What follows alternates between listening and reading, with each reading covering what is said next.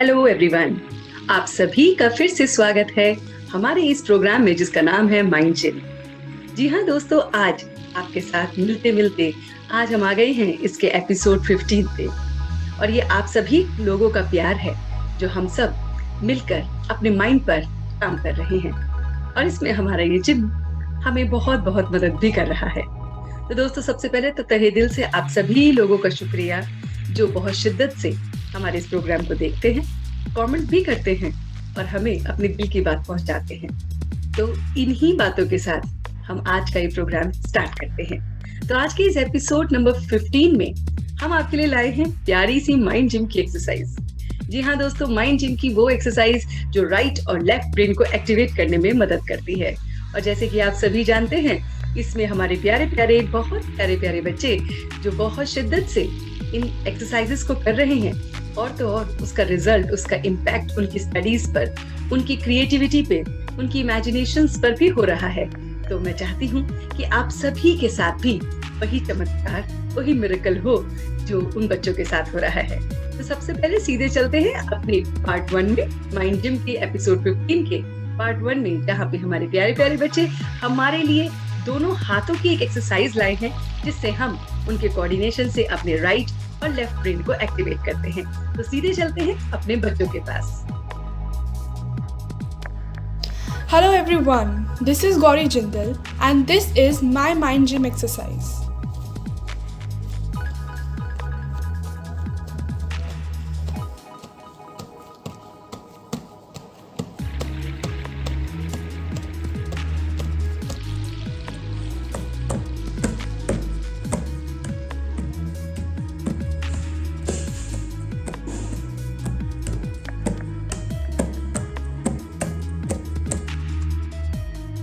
तो देखा दोस्तों, कितना अच्छा था ना, बच्चों के नजरिए से हमने वो एक्सरसाइज को किया। हमने उन मूवमेंट्स को अपने ही हाथों के बल से, अपने हाथों के कंसंट्रेशन से, माइंड के थ्रू हमने उसको सीखा। और इस तरह की एक्सरसाइज करने से, चाहे आप किसी से बातचीत कर रहे हैं, आप खाली बैठे हुए हैं, जब आप इस तरह की एक्टिवेशन करते हैं ना दोस्तों, तो आपका राइट और लेफ्ट ब्रेन एक्टिवेट हो जाता है।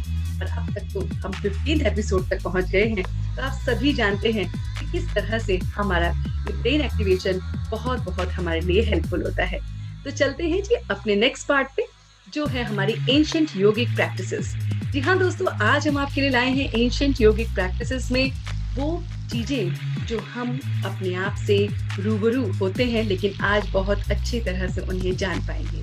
जी हाँ दोस्तों, वो बातें हैं प्राणा की, प्राणा और अपाना। तो क्या है ये प्राण वायु जिसे हम कहते हैं, अपान वायु, समान वायु।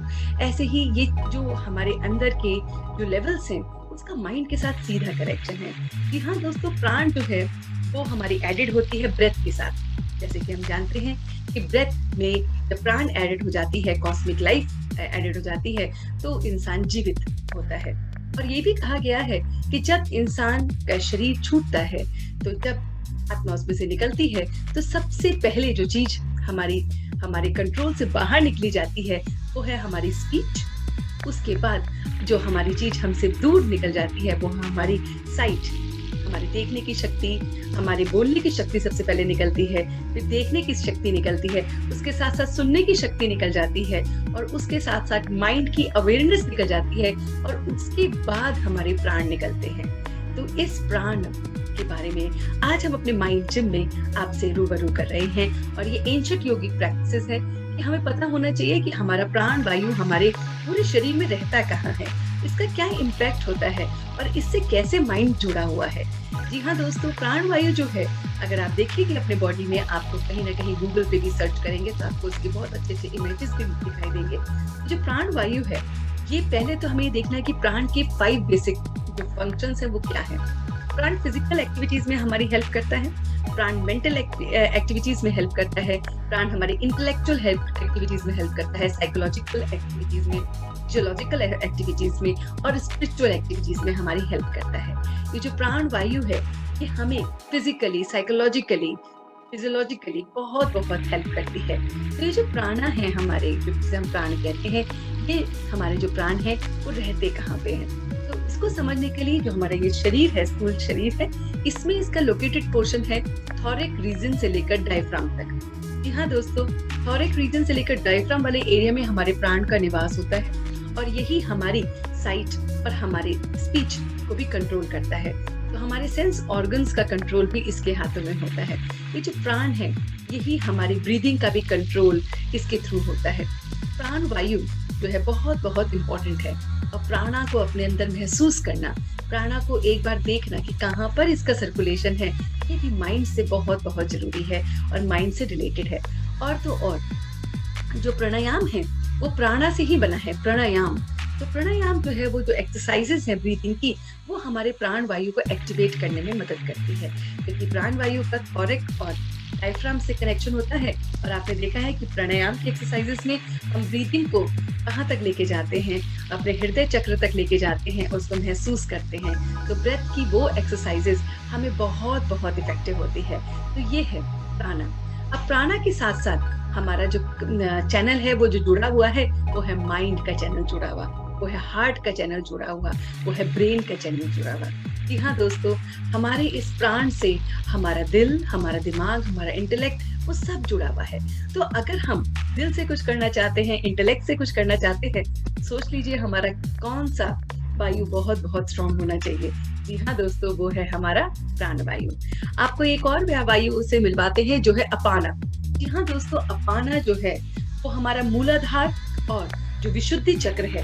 अगर आप बॉडी को देखते हैं तो बॉडी में जो नेवल एरिया है, नेवल एरिया के जो बिलो वाला जो पोर्शन है, वहां पे हमारा अपान वायु रहता है। जी हाँ दोस्तों, अभी हमने देखा प्राण रहते हैं थॉरिक्स और डायफ्राम के बीच में, और जो अपाना है वो आपके नेवल एरिया से लेकर नीचे वाले लोअर पोर्शन तक रहता है। तो ये जो अपाना है, किस चीज को कंट्रोल करता है, या उसका जो रिदम है वो किसके साथ है?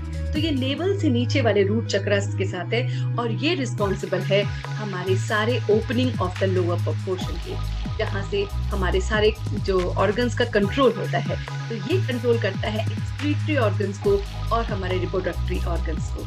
और देख लीजिए कि हम कभी ना कभी इन ऑर्गन्स के साथ कितने कनेक्टेड होते हैं। तो अगर हमें पहले से ही पता है कि हमारे अपान वायु जो है वो यहाँ स्थित होती है, ये हमारे एक्सक्रीटरी पोर्शन को बल देता है, एनर्जी देता है, एनर्जाइज करता है, रिप्रोडक्टिव पोर्शन को स्ट्रॉन्ग बनाता है, तो ये कितना ज्यादा इम्पोर्टेंट है। तो ये हमारे कंट्रोल करता है, इवन सेक्सुअल इंस्टिंक्ट्स को भी कंट्रोल करता है। आप देखिए ये हमारा जो अपान वायु है वो कितना कितना हमारे हाथों में है। हम इस पे अगर कंट्रोल करना चाहते हैं, उसको देखना चाहते हैं, महसूस करना चाहते हैं, तो उसके लिए सिर्फ और सिर्फ कंसंट्रेशन की एक्सरसाइज चाहिए, जो हमारे माइंड के थ्रू से कनेक्ट होती है। तो आज हमने आपके साथ शेयर किया प्राणा और अपाना को। तो प्राणा जो प्राणायाम से हमें पूरा का पूरा उसका लेवल को इंक्रीज करता है, उससे मददगार होता है, और अपाना जो नेवल एरिया की बिलो वाला पोर्शन है, उसमें हमें मदद करता है एक्सक्रीटरी ऑर्गन में, रिप्रोडक्टिव ऑर्गन में। तो ये वाला जो पोर्शन है, ये हम अपनी बॉडी के बारे में जान पाए हैं। तो इस माइंड जिम में एंशिएंट एक्सरसाइजेस में हम आपको इससे मिलवा रहे थे। आते हैं अपने थर्ड पार्ट में। जी हाँ दोस्तों, तो थर्ड पार्ट है वो है हीरो विद इन यू। आपके अंदर ऐसी कौन सी बात है जो हम सब में कॉमन है? आपने देखा होगा कि हमारे पिछले एपिसोड्स में हमने अभी तक जो है 6 पावर्स को अपने अंदर देखा है। आज हम अपने आए हैं अपने 7th पावर पर।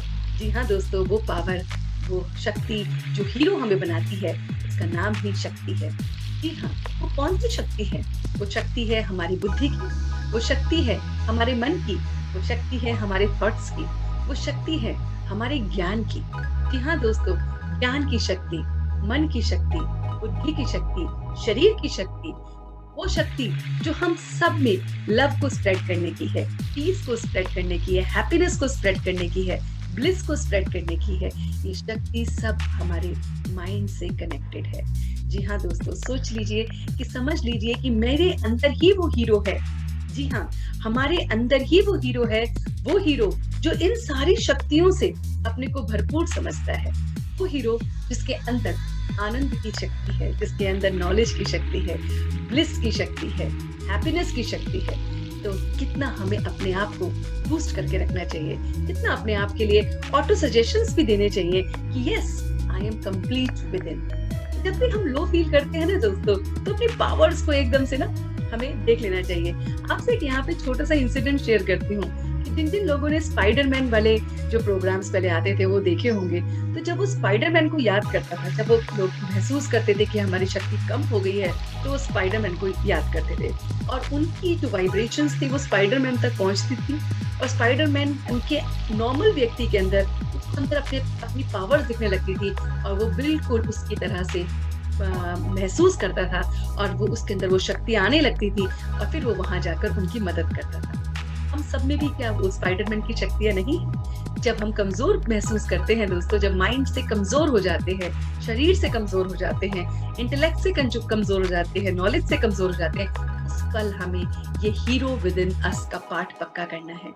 और यही माइंड जिम का आपके लिए एक्सरसाइज भी है कि जब आप कमजोर पड़ जाते हैं तभी तो माइंड जिम काम आता है, तभी तो उसको माइंड को एक बच्चे की तरह समझना समझाना काम आता है दोस्तों। तो ये है हमारा वो बात जो आपको बताता है कि hero is with in you. चलते हैं दोस्तों अपने नेक्स्ट पार्ट में जो है पार्ट 4। पार्ट 4 बताता है द फायर इनसाइड अस। जी हाँ दोस्तों, इस एपिसोड में, इस पार्ट में हम आपको मिलवा रहे हैं आपके ही सिंड्रोम से, इसका नाम है गिल्ट। अक्सर हमने देखा है दोस्तों, हम सुबह से लेकर रात तक कुछ ना कुछ ऐसा करते हैं जिसके लिए हमें गिल्टी होना पड़ता है ना? जिसके लिए हम सोचते हैं ओहो मुझसे गलती होगी, लेकिन गलती को हम माफी के रूप में हम मानते भी नहीं है ना दोस्तों। कभी कभी तो गलती हो जाती है और हमारा जो ईगो होता है, अहम होता है या ओहदा होता है, वो हमें उसी स्टेटस पे रखता है तो व्हाई आई शुड आस्क, है ना? मैं क्यों माफ करूं, मैं क्यों माफी मांगू, है ना? तो ये जो गिल्ट है, जब हम गलती कर लेते हैं और ये जो गलतियां हैं वो अक्सर हमसे हो जाती हैं। कभी कभी गलती थॉट लेवल पे होती है, कभी वर्ड्स के लेवल पे होती है, कभी एक्शन के लेवल पे होती है, कभी हमारे पास्ट एक्सपीरियंस के लेवल पे होती है दोस्तों, और कभी कभी इंफॉर्मेशन के लेवल पे भी हो जाती है ना? किसी ने हमें किसी के बारे में कुछ बोला कि ऐसे ऐसे है और हमने उसको सुन लिया, इंफॉर्मेशन ले ली और हमने भी अपनी वैसे ही अपनी भूमिका बनाई और उस व्यक्ति के साथ वैसे ही व्यवहार कर लिया। बाद में हमें रियलाइज होता है कि वो तो गलत इंफॉर्मेशन थी। बहुत गिल्ट महसूस होता है कि नहीं? तो दोस्तों, ये जो गिल्ट है ये भी हमारे माइंड को बहुत रेस्टलेस बनाता है। ये बॉडी का वो सिंड्रोम है जो हमारी बॉडी पर भी असर करता है। जी हाँ, आपको मैं ये बताना चाहती हूँ कि जिन जिन लोगों को गिल्ट होता है उनके लंग्स, उनके फेफड़े, उनकी जो ब्रीथिंग की कैपेसिटी है वो धीरे धीरे कम होने लगती है। इसका साइकोलॉजिकल इम्पैक्ट पड़ता है सीधे हमारे लंग्स पे।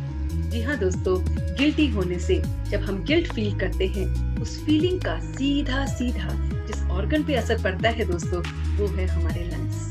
तो हमें अगर अपने लंग्स को, अपने ब्रीथिंग पोर्शन को बिल्कुल ठीक रखना है, हो जाती है गलतियां, महसूस कर लिया, अब करना क्या है ना? तो मिलवाते हैं आपको अपने 5th पोर्शन में, जिसका नाम है सर्वेंट और मास्टर। तो हमारा जो 4th पोर्शन था जिसमें हमने पढ़ा कि मुझे गिल्ट है। अगर मैं आपको अभी कहूँ कि रिकॉल कीजिए कि आज सुबह से लेकर अभी तक आपने कौन कौन सा गिल्ट किया है। अच्छा चलिए, आप 2 दिन पहले का कोई गिल्ट आपको याद है तो महसूस कीजिए।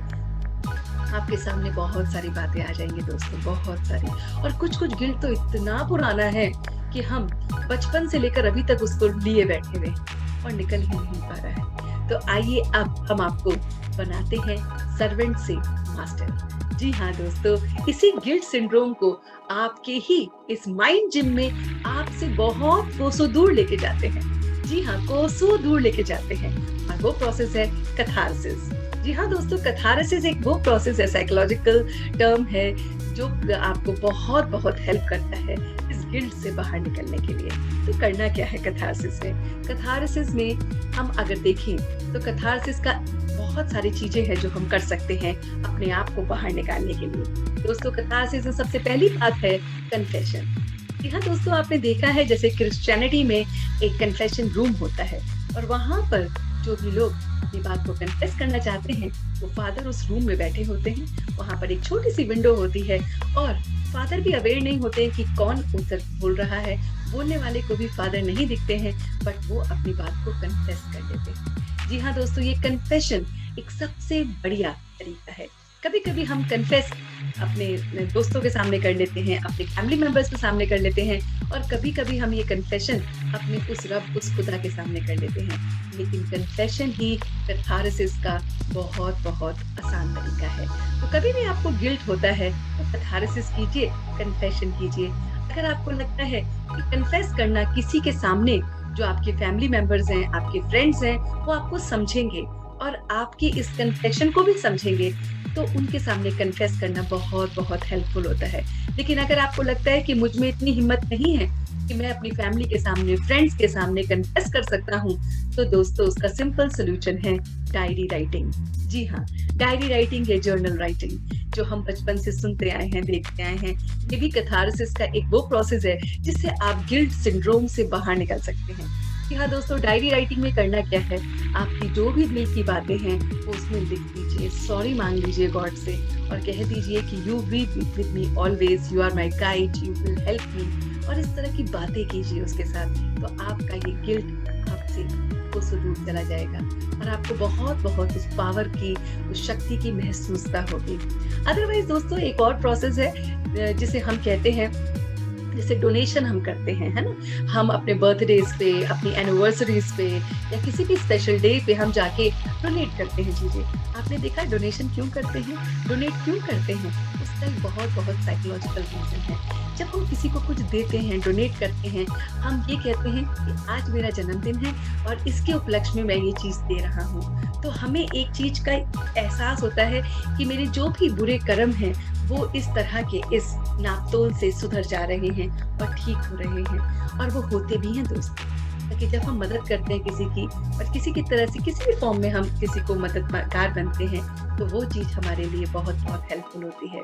आपको एक कैथारसिस का एक और बात बताती हूँ। जब हम मूवी देखते हैं दोस्तों, कोई भी मूवी देखते हैं, आप उस मूवी में इतने इन्वॉल्व हो जाते हो कि आप अक्सर हंसने भी लगते हो और रोने भी लगते हो। सिचुएशन में अगर कोई सीन ऐसा आ रहा है जो पैनिक करता है, तो आप भी उस पैनिक सिचुएशन को महसूस करते हो। वो भी कैथारसिस ही हो रहा होता है। लेकिन जिस सिचुएशन में आपको वो फीलिंग आ रही है, जिस सिचुएशन में आपको वो सब कुछ हो रहा है दोस्तों, वो आपके दिल से कनेक्टेड है, आपके माइंड से कनेक्टेड है, तभी आप वो आंसू बहा रहे हैं कि कभी ना कभी तो ऐसा आपकी लाइफ में भी हुआ है, या आप उसको महसूस इतना कर लेते हैं कि मेरे साथ भी अगर होता तो शायद मैं भी ऐसा ही करता।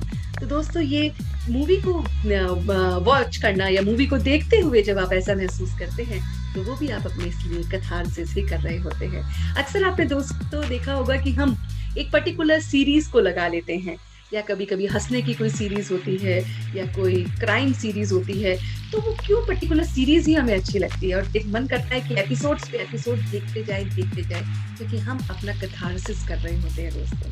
कहीं ना कहीं हम उससे कनेक्ट होकर अपने आप का कनेक्शन ढूंढ रहे होते हैं। That is well and good, it's not bad. चलते हैं दोस्तों एक और बात में कैथारसिस के, जो है गंगा स्नान। जैसे हम गंगा स्नान करते हैं या होली वाटर में डिप करते हैं, आपने देखा है आप क्या कर रहे होते हैं? आप कैथारसिस ही कर रहे होते हैं। आप ये कह रहे होते हैं कि मैंने ये एक डुबकी लगाई और मेरे सारे के सारे पाप जो है वो धुल गए। मैंने दूसरी डुबकी लगाई, मेरे ये वाले पाप धुल गए, ये वाले फ्यूचर के धुल गए, ये मेरे उसके धुल गए, ये मेरे अपनी फैमिली मेंबर्स के धुल गए। That is fine, because you are actually framing your mind कि मैंने ये किया था और अब मैं उससे बाहर निकल गया हूँ। है ना कमाल की बात दोस्तों? है कैथारसिस इसमें भी। ऐसे ही दोस्तों जब हम लोहड़ी मनाते हैं या जब हम होली सेलिब्रेट करते हैं या कोई हवन करवाते हैं या दिवाली, दशहरा या कोई भी फेस्टिवल को सेलिब्रेट करते हैं, है ना, तो क्रिसमस सेलिब्रेट करते हैं, एक्चुअली उसमें भी हम कैथारसिस ही कर रहे होते हैं। हम कहते हैं हम पुराना सब कचरा वचरा सब बाहर निकालेंगे। इट मीन्स पुरानी बातों को, पुरानी चीजों को स्वाहा कर रहे हैं और नई सुबह को, नई इस रोशनी को अपने अंदर भर रहे हैं। ये भी कैथारसिस है दोस्तों। देखा ना आपने कितनी आसानी से आप सर्वेंट से मास्टर बन सकते हैं, कितनी आसानी से अपने सारे गिल्ट को बाहर निकाल सकते हैं। तो कीजिए इन प्रोसेसेस को और बाहर निकलिए अपने उस गिल्ट से, ताकि आपकी प्राण, आपकी अपाना बिल्कुल एक जैसा एक रस हो जाए। और तो और दोस्तों आपको एक और बात बताते हैं कि इसमें आपने चेक भी करना है कि मेरे इन चीजों से मेरे बायोलॉजिकल बेनिफिट्स भी बहुत होते हैं। जी हाँ, हमारे ऐसे प्रोसेस करने से या माइंड जिनको के इन एक्टिविटीज से आप देखेंगे कि आपके अंदर बायोलॉजिकल बहुत बेनिफिट्स होते हैं। दोस्तों, बायोलॉजिकल बेनिफिट्स की जब हम बात करते हैं कि आप बहुत एक्टिव महसूस करेंगे, आप बहुत एफिशिएंट महसूस करेंगे, अलर्ट महसूस करेंगे। आपको लगेगा कि मैं कुछ ना कुछ नया सीखूं, मैं कुछ ना कुछ क्रिएटिव करूं। आप विड्रॉ की पावर को अपने अंदर देखते हैं कि I can withdraw my self from anything. आप इजीली क्विकली विड्रॉ कर पाते हैं। आपकी कॉन्सेंट्रेशन पावर इंक्रीज हो जाती है जब आप अपने अंदर की शक्ति को जगाते हैं, अपने अंदर के गिल्ट सिंड्रोम से लड़ते हैं, या अपने अंदर के प्राण, अपान, इन सभी वायु को, 5 वायु को महसूस करते हैं। तो ये सब चीजें आपको बेनिफिट्स देती हैं। जी हाँ दोस्तों, आप फियरलेस हो जाते हैं। आप सबके साथ बहुत फ्रेंडली बिहेव करते हैं। आपके अंदर वो फीलिंग आ जाती है कि all whosoever I will meet are my friends। ये सब आपके अंदर तब होता है दोस्तों जब आपका मन एकदम शांत होता है। तो माइंड जिम है ही इसीलिए कि आपके मन की जो भी गतिविधि चल रही है, जो आप 15 एपिसोड तक हमारे साथ जुड़े हैं, आपने देखा ही होगा कि कितनी चीजों से आपने अपने आप को इस समय निकाला है। तो ये है बेनिफिट्स की बात। और तो और आपके अंदर न्यू ट्रेट्स आने लगते हैं। आपको लगता है कि मैं लाइफ में कुछ नया कर सकता हूँ, हाँ मुझ में भी जज्बा है, मैं भी कुछ कर सकता हूँ। तो देखा दोस्तों, बातों ही बातों में आ गए हम अपने लास्ट पोर्शन पे, जिसका नाम है इनर एक्सीलेंस। जी हाँ दोस्तों, इनर एक्सीलेंस वो पोर्शन होता है जिसमें कुछ पल के लिए हम बैठकर सारी बातों को रिकॉल करते हैं, कंसंट्रेशन एक्सरसाइज करते हैं, ताकि जो कुछ भी हमने अपने माइंड जिम में इस एपिसोड 15 में सीखा, वो सब हम महसूस कर सके और इस मन को पूरी शक्ति दे सके। तो चलते हैं अपने इस एपिसोड में, इस इनर एक्सीलेंस में। तो मैं आप सबसे रिक्वेस्ट करूंगी कि just sit in a comfortable posture. कुछ पल के लिए अपने आप को एकदम रिलैक्स कर लें। आप जिस भी स्थान पर विराजमान हैं, बस वहां पर रिलैक्स होकर बैठ जाइए। अपनी आंखों को आप बंद करना चाहते हैं, आप बंद कर सकते हैं। खुली रखना चाहते हैं तो किसी पॉइंट पर आप फोकस कर सकते हैं विदाउट एनी स्ट्रेस। और आप देखिए कि मैं आज अपने आप से और जुड़ रहा हूं। माइंड जिम के थ्रू मैंने आज अपने प्राण वायु को देखा। महसूस कीजिए अपने प्राण वायु को। ये प्राण वायु जो मेरे नॉस्ट्रल से होते हुए, थॉरिक ग्लैंड से होते हुए मेरे डायफ्राम तक मुझे महसूस हो रही है। आप एक डीप ब्रेथ ले सकते हैं and see that this breath is going till your diaphragm। ये मेरे प्राण वायु है। इसी से मेरे प्राण, मेरा मन, मेरा इंटेलेक्ट, मेरा ब्रेन, मेरा हार्ट सब कनेक्टेड है। एक बार और ब्रेथ लीजिए और देखिए इसकी महसूसता को। Try to take the breath one more time. Take a deep breath in and see where it's flowing। और देखिए ये कैसे प्राण वायु मेरे डायफ्राम एरिया तक जा रहा है और कैसे मेरे मन को, मेरी बुद्धि को, मेरे हृदय को कंट्रोल कर रहा है। मैं अपने प्राणा से कनेक्टेड हूँ। मैं अपने अपाना वायु से भी कनेक्टेड हूँ। अपान वायु जो मेरे नेवल पोर्शन पे, आपके नाभि के पोर्शन से लेकर आपकी विशुद्धि चक्र और मूलाधार चक्र से रिलेटेड है। यह अपना कार्य करे जा रहा है। प्राणा, अपाना कितने शांतिपूर्वक ढंग से कार्य कर रहा है। आज मैंने इसे जाना है, गहराई से समझा है, अपना बनाया है। इसको जानकर, इसको महसूस करके अपाना को मेरा एक्सक्रीटरी ऑर्गन और भी स्ट्रॉन्ग हो रहा है। मेरा रिप्रोडक्टरी ऑर्गन बहुत बहुत स्ट्रॉन्ग हो रहा है और मैं वो महसूस कर पा रहा हूँ। इसके साथ साथ मैं अपने अंदर की पावर को देख रहा हूँ। वो शक्ति जो मेरे मन की शक्ति है, मेरे इंटेलेक्ट की शक्ति है, मेरे नॉलेज की शक्ति है, मेरी बॉडी की शक्ति है। वो शक्ति जो मुझे पीसफुल बना रही है, हैप्पी बना रही है, ब्लिसफुल बना रही है, उसको मैं देख रहा हूँ। मैं अपनी सारी शक्तियों को अपने अंदर महसूस कर रहा हूँ। और जब भी मैं कमजोर फील करता हूँ, मैं अपनी शक्तियों को रियलाइज करता हूँ और फिर से मैं ताकतवर बन जाता हूँ और अपने अंदर की इस क्रिएटिविटी को देखता हूँ, बेनिफिट्स को देखता हूँ कि मेरे मन की शक्ति से, इस माइंड जिम से मेरा मन ताकतवर बन रहा है, मन दुरुस्त हो रहा है तो तन तंदुरुस्त बन रहा है। मैं अपने मन की शक्ति को बढ़ा रहा हूँ। मैं अपने गिल्ट सिंड्रोम पर कार्य कर रहा हूँ। मैं अपने लंग्स को बहुत बहुत ताकतवर बना रहा हूँ। अपनी ब्रीथिंग प्रक्रिया को बहुत बहुत स्ट्रॉन्ग बना रहा हूँ। अपने लंग्स को, अपनी ब्रेथ को मैं देख पा रहा हूँ और उसके लिए मैं कैथार्सिस कर रहा हूँ, अपनी बात को कन्फेस कर रहा हूँ, डायरी राइटिंग कर रहा हूँ, अपने आप से बात कर रहा हूँ, इंट्रोस्पेक्शन कर रहा हूँ और अपने इस गिल्ट को अपने से कोसों दूर भेज रहा हूँ और हल्केपन को महसूस कर रहा हूँ, बहुत बहुत लाइट महसूस कर रहा हूँ। मन की शक्ति और भी ज्यादा बढ़ गई है और इसी शक्ति से मैं बहुत बहुत शक्तिशाली महसूस कर रहा हूँ। और on a count of 3, I am back to myself. 1, 2 and 3. और आप एकदम वापस आ गए हैं।